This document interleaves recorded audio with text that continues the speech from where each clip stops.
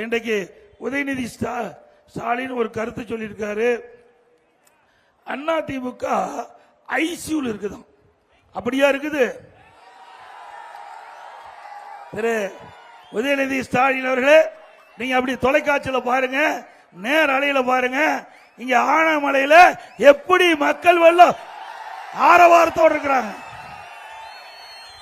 எழுச்சியோடு இருக்குது. திரு உதயநிதி ஸ்டாலின் அவர்களே, எப்பொழுது தேர்தல் வரும் என்று எதிர்நோக்கி இருக்கிறாங்க. அண்ணா திமுக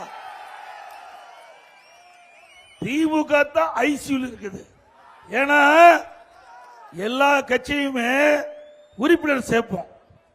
அந்தந்த கட்சியில யார் விருப்பப்படுவாங்களோ அவர்கள் அந்த கட்சியுடைய படிவத்தில் கையெழுத்திட்டு உறுப்பினர்கிட்ட பெறுவாங்க.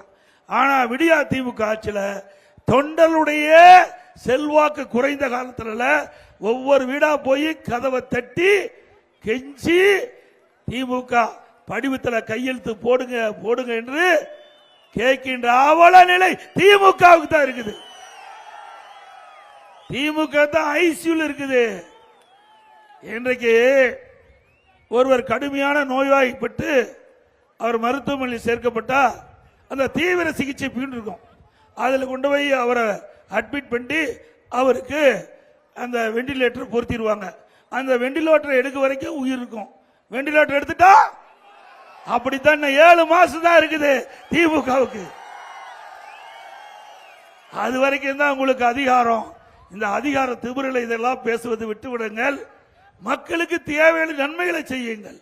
இந்த ஆட்சியில் நன்மை கிடைச்சிருக்குதா? அதோட அண்ணா திமுக 4 போயிட்டு 3 போயிட்டு எல்லாம் ஒன்றாக இருக்கின்றன.